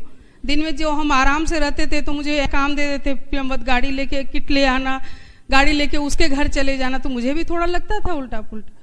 बट मैंने सीखा कि इसको करना होगा। पैसे के लिए उस समय नहीं मुझे समझ में आता कि पैसे के लिए करना। उस समय मैं प्रेमवत जी के लिए की थी, क्योंकि हस्बैंड एक बार ठान लिए थे ये बहुत जुनूनी है, बहुत मेहनती है, और इनको जब चढ़ जाता है कि ये काम करना है तो वो करेंगे, चाहे मैं साथ देती या नहीं देती, ये काम करते। तो मैं इसलिए भी करने लगी। बट धीरे धीरे मुझे मन लगने लगा इस बिजनेस में। कुछ तो कारण हुआ बिजनेस में मुझे आगे बढ़ने का। एक प्रीसियस चाइल्ड 9 साल के बाद हुई थी मेरी बेटी, उसके साथ मेरा रूटीन बहुत सेट रहा करता होगा, उसको मैंने उलट पुलट किया शुरुआत में। लोग घर में आते थे, उसकी नींद डिस्टर्ब होती थी, मुझे अभी भी याद है छोटे छोटे चीज, मैं डिस्टर्ब होती थी, बट उसको ही एंजॉय किया। कभी लोगों को पता नहीं चलने दिया कि आपके आने से हम डिस्टर्ब होते, क्योंकि ये मुझे पता चल गया था ये आएंगे तभी मेरे बिजनेस में लोग आएंगे, और लोग आएंगे तभी बड़ा बिजनेस होगा। ये समझने की बात, ये छोटे छोटे चीज हम लेडीज ही समझ सकते, बहुत पावरफुल होते हैं हम। एक लास्ट में भी स्टोरी करके खत्म करेंगे, आप बहुत अच्छे से रिलेट करेंगे कि लेडीज कितनी पावरफुल होती। विजुअलाइज कीजिए बड़ा बिजनेस का, मैं पहले भी ये बात बोली थी। आज मेरे लाइफ में बेबी आता है, हर लेडीज के लाइफ में एक बेबी आता है, उसको हम विजुअलाइज करते हैं, एक बहुत प्यारा बेबी मेरे घर आएगा, मेरे गोद में आएगा। इसके लिए हम 9 महीने का पेन कितने अच्छे से गुजारते हैं। तो आप विजुअलाइज कीजिए कि बड़ा बिजनेस डायमंड शिप मेरे पास आएगा, तो उसके प्रोसेस के पेन को तो हमको लेना होगा ना।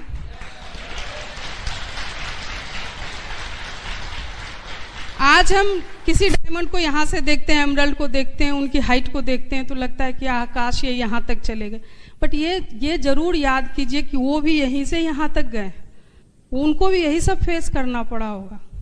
और कुछ चीज सेम थिंग सब जगह होता है, सारी कहानी एक जगह। इन लॉज का नेचर, उनका एक्सपेक्ट जो करते हैं अपने बहुओं से, सेम होता है सब जगह, थिंकिंग सेम होती है। पढ़े लिखे हैं मेरे सास ससुर, ससुर जी मेरे पढ़े लिखे हैं, मदर इन लॉ अच्छी हैं, बट उनको भी लगता था कि ये कौन काम हुआ, ये तो बाहर रहता ही था हमेशा, और कौन ऐसा काम शुरू किया जो हमेशा इसको भी लेके बाहर चला जाता है। तो ये मुझे भी सुनना पड़ता था। फिर इससे नहीं हुआ तो घर आने पे आजकल की लड़कियां तो काम करने के डर से बाहर निकल जाती हैं साथ में। ऐसा नहीं था काम करने वाले घर में नहीं थे, बट उनको नहीं समझ में आता था कि ये भागने के लिए चली जाती है बाहर। ठीक है, हम शुरुआत में भागने के लिए ही गए, बट काम हुआ, उसी से काम हुआ ना। तो आप भागने के लिए भी निकलिए और धीरे धीरे इसको हैबिट में डालिए, तो आपका काम हो जाएगा इस बिजनेस में। खूब फन के साथ इस बिजनेस को बिल्ड कीजिए। आज हम सोचते हैं कि ये नहीं होता तो हम क्या करते, ये कभी नहीं लगता कि हम क्या लूज किए, कुछ नहीं काम छोड़े, बट अपने को धीरे धीरे डिसिप्लिन किए इस बिजनेस में। आज सब दिन सब फंक्शन, मुझे छोटे छोटे कामों में बहुत मजा आता था। फैमिली गेट टुगेदर, लोगों को घर में अननेसेसरी भी मने अपने हिसाब से हमको बहुत मजा आता था। दिन में बुला लेना, फन करना, कुछ खाना बनवाए, घर में थे स्टाफ, कुछ खाए पिए, मूवी चले गए, बच्चों को लेके जू चले गए, सब कुछ लोगों को कलेक्ट करके, क्योंकि जिस सिटी में रहते हैं हम लोग, फैमिली लोग भी बहुत रहते हैं।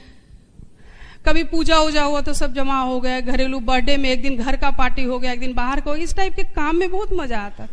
हमने इन्हीं को थोड़ा थोड़ा कम किया और सब काम किए, कोई काम नहीं छोड़े। 2 बच्चे भी इसी बीच में हुए, उनको भी पाला पोसा। बेसिक्स मुझे भी करने होते थे। मेरा बेटा 3rd चाइल्ड, उसकी दादी इतना गुस्सा करती थी कि ये अब कौन काम हुआ, इतना दिन से लगी हुई है, अब जब मेरा पोता हुआ उसको छोड़ के भी भागी रहती। बट ऐसा नहीं था, केवल बेसिक्स उसका हम करते थे, क्योंकि उस समय डायमंड शिप का चक्कर था मेरा। और हम लोग सोच लिए थे कि इतने ही लोग, उसी के बीच से हम डायमंड गए। सोच को बदलना पड़ा, केवल सोचना पड़ा कि हमें डायमंड जाना है, सोच में लाना होगा। आप लगातार काम कर रही है, नौकरी मत कीजिए इस बिजनेस में, बिजनेस कीजिए। और बिजनेस में जितना करेंगे ना, ग्रोथ के लिए सोचेंगे ना, आपकी एक्टिविटी चेंज होगी। ये नौकरी थोड़े ना है कि हम एक बार कर लिए तो 60 साल में रिटायर करेंगे। इसमें जितना जल्दी ग्रोथ लीजिएगा, रिटायरमेंट उतना जल्दी होगा। और फिर इसमें आफ्टर रिटायरमेंट बहुत मजा है।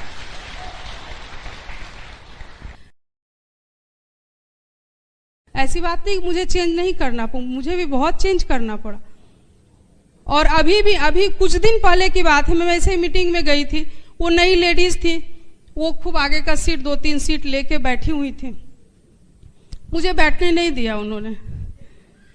कुछ पुराने लोग ऑब्जेक्ट किए कि नहीं बैठने दो, हम इशारा किए मुझे मजा लेने दो, खड़े रहने दो। जब मैं लास्ट पे गई अपने स्टेज पे, वो इतना सॉरी बोली आके, क्योंकि उनको भी बिजनेस थोड़ी देर समझ में आ गया था, जितना देर सुनी थी तो मतलब समझ गई थी कि ये बिजनेस बढ़िया है। और उस बिजनेस का जो सबसे हाईएस्ट लेवल का पर्सन ऊपर गया, तो उनको लग रहा था इनको हमने नहीं बोला बैठने के लिए, हम बस वही उनसे बोले कि आप बिजनेस को बिल्ड कर लीजिए, चाहे जो भी आपको बुलाए हो, मेरा बैठना नहीं बैठना सब सक्सेस हो जाएगा। तो आज भी जो नए लोग हैं ना, उसी स्टाइल में बात करते हैं, क्योंकि उनको नहीं पता है इस बिजनेस के अंदर की बात। तो ये इंटरनल ग्रोथ देगा आपके बिजनेस को। मैं लेडीज के पावर की बात थोड़ा बताऊंगी। देखिए, यहाँ भी वही रूल होगा शादी ब्याह का। एक लड़की की शादी होती है, उसको लेने के लिए दूल्हा जाता है, उसके माँ बाप जाते हैं, उसके रिश्तेदार जाते हैं, मोहल्ले वाले लोग जाते हैं, उस शहर से लोग जाते हैं, दूर दूर के रिश्तेदार दूसरे शहर से भी आते हैं, बैंड बाजा बारात खूब ढेर सारी गाड़ी वाड़ी लेके जाते हैं, अकेले तो नहीं जाते। और वहां जाते हैं, शादी ब्याह होती है, बट वो लड़की इतनी हिम्मत वाली होती कि अकेले उनके साथ चली आती।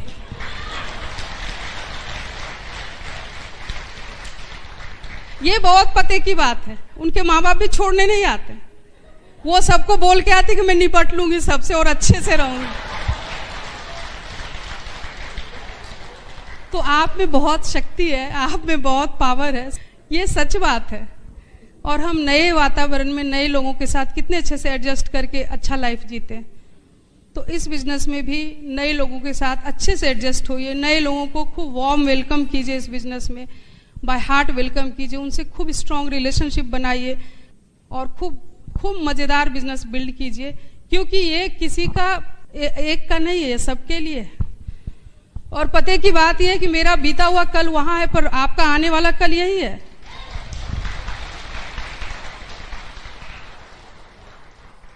तो जब आपको दिख रहा है आपका आने वाला कल, तो उसके प्रोसेस को ही ना केवल करना है आपको, रिजल्ट तो आपको पता है कि हम करेंगे तो यहां तक जाएंगे। और मैं बता ही रही हूं, विश्वास दिला ही रही हूं कि मैं भी उसी प्रोसेस से यहां तक आई हूं, तो आप भी आ सकती हैं ना। हस्बैंड वाइफ यूनाइटेड, आप परिवार में लोग बोलते थे, उस समय खूब भीड़ भाड़ रहती थी, खूब हम लोग भागा भागी में लगे रहते थे, छोटा बच्चा पेट में बच्चा निकल जाते थे, तो सब बोलते थे ए दोनों एक से हैं, कोई किसी को रोकने वाला नहीं है, क्या पता कौन काम शुरू किया। बट आज वही लोग उसी लाइन को बोलते हैं, बट बोलते दोनों एक से थे, इसीलिए इतना बड़ा बिजनेस बिल्ड किया। इसका मतलब आपको समझना होगा, हस्बैंड वाइफ एक से होते हैं तभी ग्रोथ होता है, एक माइंडसेट के यूनाइटेड होते हैं तभी ग्रोथ होता है, ये समझने की बात है। और सेम लाइन बोलते हैं फैमिली में, बट उसका मतलब बदल गया, क्योंकि हमने प्रूव किया अपने आप को। तो इसको प्रूव कीजिए, बहुत मजा है। बाप रे, ऐसे घूम भी नहीं पाते, प्रेमवत उतनी बात बताए ना, कितने कंट्रीज हम लोग गए, लिख भी नहीं पाते हैं। एक दिन सोचे थोड़ा बायोग्राफी लिखें अपना, कितने कंट्री गए, तो लिख भी नहीं पा रहे, एक दो छूट ही जा रहा है। कितने जगह गए, कोई किसी के बस की बात नहीं थी। लाख प्रेमवत जी कमाते, बट टाइम ही नहीं निकाल पाते, इतने सोच में ही नहीं आते कितने जगह जाना है मुझे। ज्योग्राफी केवल बुक्स में और टीवी में देखने के लिए नहीं है, वसुंधरा भोगने के लिए हम आए हैं। और ये बिजनेस माध्यम है, सोर्स है ये बिजनेस आपके पास, इसको भोग सकती हैं आप। इस बिजनेस में कुछ अलग नहीं है जो मेरे लिए, हम लेडीज के लिए नहीं है। हम लेडीज का क्या स्पेशलिटी है, गॉसिप, शॉपिंग, फ्रेंडशिप, ये तीनों चीज है इस बिजनेस में। केवल थोड़ा बदलना होता है, गॉसिप थोड़ा चेंज करना होता है, अच्छी अच्छी बात करनी होती है।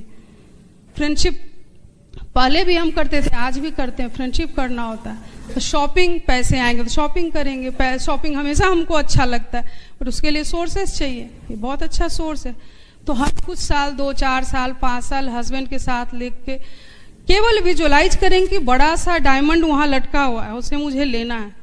कुछ भी विघ्न बाधा आएगा, हम उसको करेंगे। तो आप कर सकती हैं, आप बहुत पावरफुल हैं। मैं यहाँ से विश्वास दिला के जा रही हूँ, और मैं आप लोग के लिए भी विश करके जाती हूँ कि आप डायमंड निकलिए और मेरे शहर में आइए, बहुत मजा आएगा, वार्म वेलकम मिलेगा वहाँ, और बहुत अच्छे अच्छे श्रोता हैं वहाँ, बड़े पिंस हैं आपको सुनने के लिए। Thank you, God bless you. क्या बात, वेरी गुड।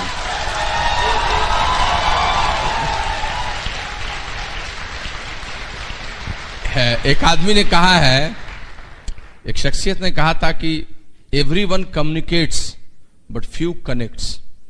बहुत सारे लोग कम्युनिकेट करते हैं, लेकिन कुछ लोग कनेक्ट करते हैं, अपने आप को उससे कनेक्ट कर देते हैं। When Sunita speaks, she does not communicate, she connects with the people, and that's the best part. और यह भी मन की बात है, इस बिजनेस में सफल होने के लिए यह भी एक इनसाइड स्टोरी है जिसको समझने की जरूरत है। एक बार कोका कोला के सीईओ ने, रॉबर्ट वुडरॉफ ने कहा था कि कोका कोला की सफलता में कोका कोला का लिक्विड मटेरियल और वो सब जो देखते हैं, promotions and sales and marketing, वो नहीं है। इसकी सक्सेस की इनसाइड स्टोरी छिपी हुई है इसके अंदर के प्रिपरेशन में जो पहले हुई थी। और उसी से आईबीएम के भी लिंडा सैनफोर्ड ने सेम बात कही थी। इवन हम जो रे क्रॉक की कहानी दिखाते हैं, मैकडोनल्ड की, उसकी कहानी भी वही कहानी है। दोस्त, हर जगह इनसाइड स्टोरी है और वही इनसाइड स्टोरी हमेशा बताई जाती है। यहां पर भी इस बिजनेस में अगर आपने इन चीजों को समझ लिया तो आपका बिजनेस भी बदल जाएगा। डायमंडशिप क्या है? डायमंडशिप के बारे में लोग कहते हैं कि जिस साल किसी के 6 लेग्स क्वालिफाई कर जाते हैं, 6 महीने वो डायमंड चला जाता है। लेकिन क्वालिफाई तो बाद में करते हैं, उस साल डायमंड जाने का इनसाइड जॉब वो पहले ही पूरा कर लेते हैं, अंदर की कहानी वो पहले ही पूरा कर लेते हैं। और वो कहानी होती है कि उनको 100% उस साल विश्वास होता है कि वो इस साल डायमंड जा रहे हैं। 100% उनका फेथ होता है। वो उस साल 100% पॉजिटिव मेंटल एटीट्यूड से काम करते हैं, चाहे 2000 पीवी पर भी वो लेग 12 तारीख 14 तारीख को क्यों न हो, उनके दिमाग में ये रहता है पॉजिटिव मेंटल एटीट्यूड की 10,000 पीवी ये 31 तारीख तक करेगा ही करेगा। वो वॉर रूम प्रिपरेशन पहले ही कर चुके होते हैं, अगर ये सिचुएशन होगा तो क्या करेंगे, अगर इस लेग में ये प्रॉब्लम होगा तो वहां से कहां से आएगा पीवी, अगर इसमें ये दिक्कत होगी तो ये 9% कैसे जाएगा। वो वॉर रूम प्रिपरेशन पहले ही कर चुके होते हैं। वो हर एक पेन और चैलेंज लेने के लिए अपने शरीर को कस चुके होते हैं, तैयार हो चुके हों कि ये दर्द होगा, ये सब पेन होगा, और इस इनसाइड जॉब को वो पूरा कर लेते हैं। इसीलिए वो बाहरी दुनिया में सब लेग्स को क्वालिफाई करा लेते हैं और वो डायमंड साल चले जाते हैं। यही समझने की बात है दोस्त। मैं आपको सच बताता हूं, आप इन गुणों को अपने अंदर लाते चले जाइए, डायमंडशिप आपके नजदीक आ जाएगी। आपको थोड़ा पेशेंस रखना होगा, धैर्य रखना होगा। बुरे वक्त भी बिजनेस में आएंगे, ऐसा नहीं है कि हमेशा सही चलेगा। डाउनलाइन कोई गड़बड़ भी होगा, उसकी निगेटिविटी भी आपको मिलेगी। उस समय आपको नीलकंठ बन जाना है, विश्वमन करना है, लेकिन गले तक ही रखना है, अपने को नहीं खराब करना है, लेकिन बोलना नहीं है उसको, चुपचाप उस चीज को ले लेना। क्यों? क्योंकि आपको आगे जाना है तो आपको पेशेंस भी रखना है। क्लोजिंग ठीक नहीं होगी तो उस डाउनलाइन से लड़ाई नहीं करनी है। You have expected that he will do everything but he has not done it. अगले दिन भी, अगले महीने भी 1 तारीख 2 तारीख को अच्छा बर्ताव, वैसे ही बर्ताव जैसे करते थे। गोल्स के लिए फाइट करना, 25 तारीख को नहीं छोड़ देना, 26 को नहीं छोड़ देना। कभी तो दिख रहा है 5600 10,000 कहां से होगा, 3 दिन बचा है, अंतिम समय तक फाइट करना है। यही पेशेंस है, और यही पेशेंस अगर धैर्य आपने रखा, जो आपका इनसाइड जॉब है, तो आपका एक्सटर्नल एक्शंस हो जाएगा। लेकिन अगर पेशेंस नहीं रखेंगे तो प्लान दिखाना ही खत्म हो जाएगा, आप अगले महीने पर उसको टाल देंगे और चीजें खराब हो जाएंगी। सो वेरी इंपॉर्टेंट, सुनना है, पावर ऑफ लिसनिंग जिसको कहते हैं। हमेशा सुनने के लिए तैयार रहना है। कहीं कुछ हुआ उसको तुरंत एक्सेप्ट कर लेना है। ऐसा नहीं कि हमारे लिए केवल एक चीज हुआ बस उस समय कान खोल कर रखे। दूसरे किसी क्रॉस लाइन की भी बात हो रही है, it can be A lesson for you. If you will be a good listener, I am telling you, your business is going to be changed. एक गुरु हफीज की स्टोरी मुझे याद आ गई अभी। बहुत बड़े सूफी गुरु थे, उनके बहुत सारे शिष्य हुए। उस शिष्य में से एक शिष्य बड़ा ही अच्छा था। रात को जब सोए हुए थे सब लोग, तो गुरु ने उसका नाम लिया, हफीज का, जो हफीज शिष्य था। गुरु थे सूफी गुरु, जो उनका शिष्य हफीज था। हफीज, मुझे एक काम था। धीरे से उन्होंने बोला। हफीज फटाक से उठ गया, गुरु जी क्या काम है? उठ के उसने तुरंत कर दिया। 10 मिनट बाद वो सो गए। फिर उसने दूसरे शिष्य का नाम लिया, लेकिन जिस शिष्य का नाम लिया उसकी नींद नहीं टूटी, फिर हफीज की नींद टूट गई। गुरुजी कुछ कह रहे थे आप क्या? Although he was saying to different person. 10 minute बाद फिर तीसरे शिष्य का नाम लिया, फिर सबसे पहले हफीज की ही नींद खुली। 10 शिष्य का नाम पुकारते रहे, लेकिन पहले हफीज ही पहुंचता रहा। और हफीज ने अपने आप को इतना प्रिपेयर कर लिया था कि गुरुजी के किसी भी आहट में सबसे पहले चीजों को स्वीकार मैं ही करूंगा। इस लिसनिंग मोड में कोई अगर आ जाता है, इस तरह की सोच कोई अगर रख लेता है, फ्रेंड्स, उसकी कहानी को बदलने में कभी वक्त नहीं लगता है। ऐसे ही लोग जो अंदर से अपने इन गुणों को विकसित करते हैं, वो 1000 ऐसे लोगों से बहुत अच्छे हैं जो अविकसित है, जिसने इन सब इनसाइड स्टोरी को पूरी नहीं की है। अगर आपको किसी को सिलेक्ट करना है कि कोई एक आदमी 12% पर है, बड़ा वॉल्यूम हो रहा है, उसको उस पर फोकस करें, या उसके बगल में कोई एक 6% पर आदमी है लेकिन उसको फोकस करें, जो 100 पीवी कर रहा है, जो कोर है, जो लिसनर है, जिसका एटीट्यूड अच्छा है, जो आपके साथ काम करने के लिए झुक के तैयार है। Believe me, you always focus on that 6%, क्योंकि ये इनसाइड स्टोरी को पूरा कर रहा है। आउटसाइड स्टोरी तो बाद में भी हो जाएगी। उसकी आउटसाइड स्टोरी रह के भी अगर इनसाइड स्टोरी नहीं हुई, इनसाइड जॉब उसने नहीं किया, तो चीजें खराब हो जाएंगी। समझने की जरूरत यही है, और यही आपको काम देगा। जिस अंतिम चीज की बात मैं कहना चाहता हूं, और जो उसकी सक्सेस की सबसे बड़ी इनसाइड स्टोरी, इनसाइड पैरामीटर है, दैट इज सबमिशन, समर्पण। और ये समर्पण का गुण सबसे अधिक आवश्यक है फ्रेंड्स, मैं बताता हूं। और इस सबमिशन को तो पावर के रूप में भी डाल दिया गया है, 3 पावर्स में भी डाल दिया गया है, that is power of submission. दोस्त, समर्पण और कुछ नहीं है। किसी शख्सियत, किसी व्यक्ति के लिए जब आपके मन में कोई भी खराब बात नहीं रह जाती है, एक पैसे भी खराब बात, कोई ईगो नहीं रह जाता है, जब आपके अंदर का विद्रोह एकदम खत्म हो जाता है, तभी सच्चे दिल से आप उसके अंदर उसके सामने समर्पित होते हैं। Submission is nothing but absence of rebellion. When absence of rebellion comes, then submission starts. जहां पर विद्रोह की समाप्ति होती है, समर्पण की वहीं से शुरुआत होती है। और किसी को समर्पण करने का मतलब उस व्यक्ति, उसके देह, उसके शरीर, उसके इन चीजों को समर्पण नहीं करना होता है, बल्कि उसकी सफलता, उसके अंदर के गुणों को समर्पण करते हैं। आप देखिए ना, जितनी बड़ी बड़ी चीजें, धर्म में भी देखिए, ये तो धर्म की नगरी है। जब भी हवन होता है तो हवन में देखते हैं क्या बोलते हैं, समर्पयामी, समर्पयामी, इदम समर्पयामी, सब चीजों के बारे में बात होती है। जब तक आप समर्पित करके किसी चीज को नहीं देखते हैं, पूजा पूरी होती ही नहीं है। समर्पण का भाव यही है। सबमिशन को समझिए दोस्त, ये आपको बहुत मजबूत करता है, कमजोर नहीं करता है। बहुत बार लोगों को लगता है कि किसी के सामने हम सबमिट किए तो हम कमजोर, वो मजबूत। नहीं, जिन पेड़ों में फल नहीं होते हैं वो खड़े रहते हैं, लेकिन जिन पेड़ों में बहुत सारा आम लदा रहता है उसकी डालियां झुक जाती हैं। जहां पर बहुत ग्रोथ है, समर्पण वहीं होता है। कायर व्यक्ति समर्पण नहीं करता है, मजबूत व्यक्ति समर्पण करता है। उन्हीं वृक्षों की डालियां झुक जाती हैं, जमीन को चूमने लगती हैं, जिनमें फल लदे होते हैं। जिनमें फल नहीं है वो तो ऐसे ही खड़ा है। बड़ा हुआ तो क्या हुआ, जैसे पेड़ खजूर, पंछी को छाया नहीं, फल लागे अति दूर। वो तो ऐसे ही खड़ा है, वो तो कुछ देता भी नहीं है। तो समर्पण को इससे मत आंकिए। हमेशा हमेशा समर्पण का मतलब यही है। क्यों समर्पण करेंगे हम? फॉर बेटर ग्रोथ, मेरी ग्रोथ अच्छी हो, फॉर बेटर वर्क हम समर्पण करते हैं, फॉर ब्लेसिंग्स हम समर्पण करते हैं अपने ग्रोइंग अपलाइन को, फॉर माय ऑपरेशनल सपोर्ट्स। और सच पूछिए तो अंदर की शक्ति को मजबूत करने का यह उपाय है। बहुत बार बहुत लोग बोलेंगे I am submitted to my upline, लेकिन वो उनका ईगो बोलता है, वो समर्पित नहीं होते हैं। समर्पण तो आपके कार्य, आपके व्यवहार से होता है। मैं समर्पण करना चाहता हूं, इसमें मैं शब्द को हटा दो, समर्पण अपने आप हो जाएगा। मैं शब्द को रखने की क्या जरूरत है ना? तो इस चीज को समझने की जरूरत है। ये बहुत इंपॉर्टेंट चीज है। आप जब समर्पण करते हैं तो आपका डे टू डे का काम बड़ा अच्छा होता है। You will work with your upline, you will talk with him, आपका नेक्स्ट पिन जल्दी आता है, आप रिव्यू अपना जल्दी जल्दी करा लेते हैं, आप जो रियल सर्कमस्टांस है, जो वस्तु स्थिति है, उससे अवगत होते हैं। सच पूछिए तो एक मेंटरशिप प्रोग्राम आपको मिलता है।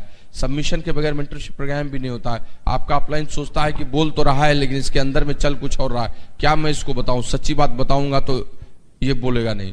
आपके अपलाइन को इतना स्पेस मिल जाए, इतनी जगह आप दें कि वो सच्ची बात आपको बता सके।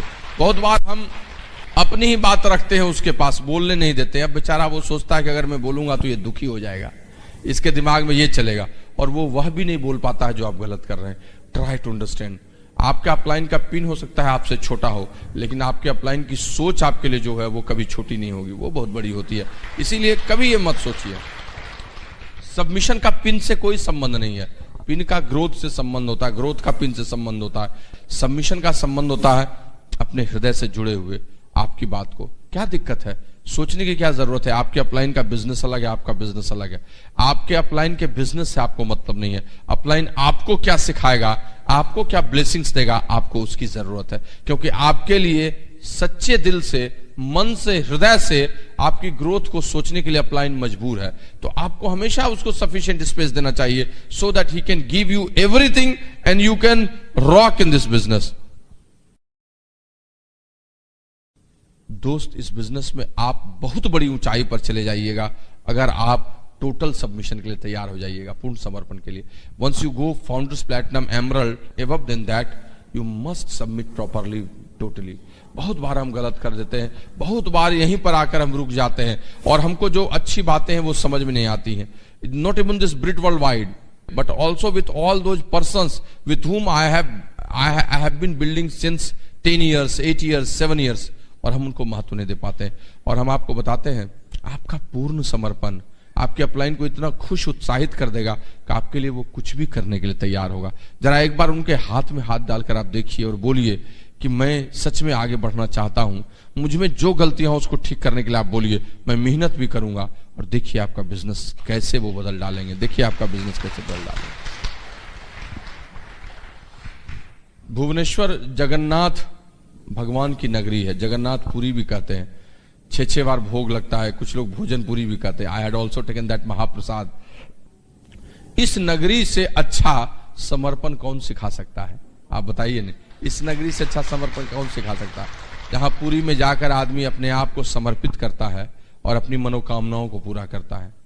मैं आपको एक छोटी सी स्टोरी भी बताता हूं, राधा कृष्ण की स्टोरी, जो इसी से जुड़ी हुई है, बड़ी अच्छी मुझे लगी।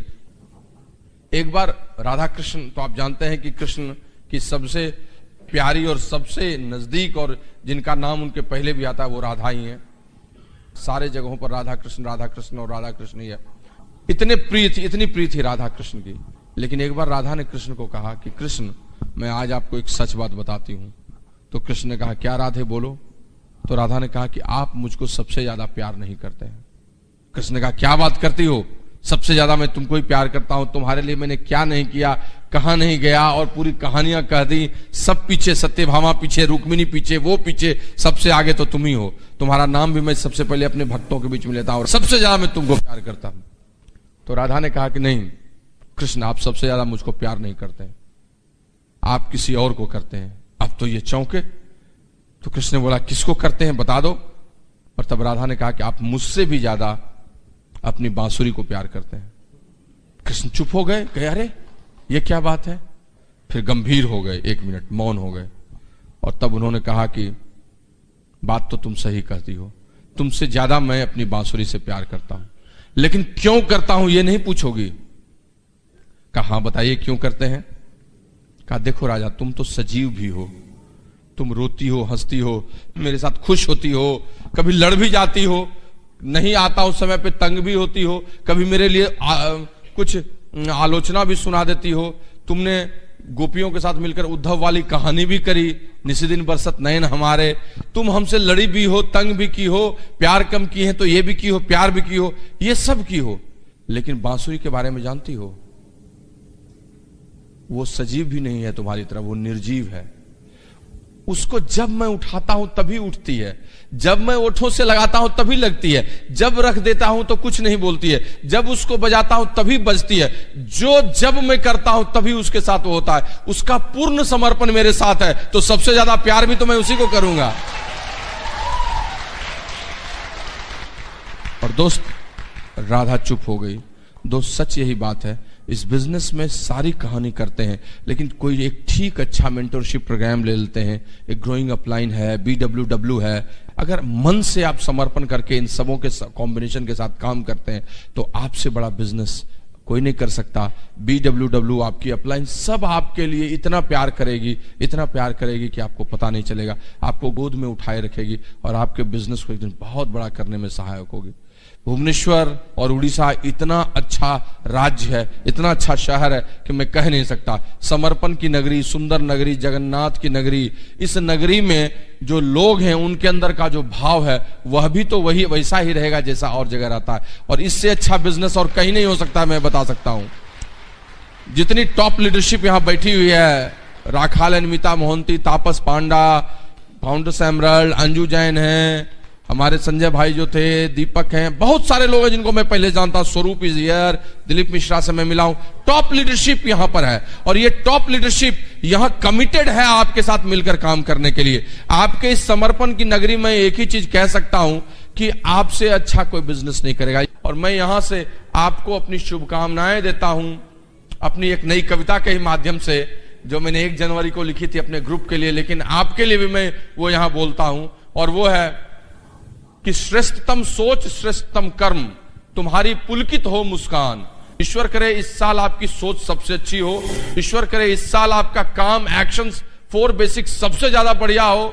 ईश्वर आपके होठों पे हमेशा मुस्कान रखें।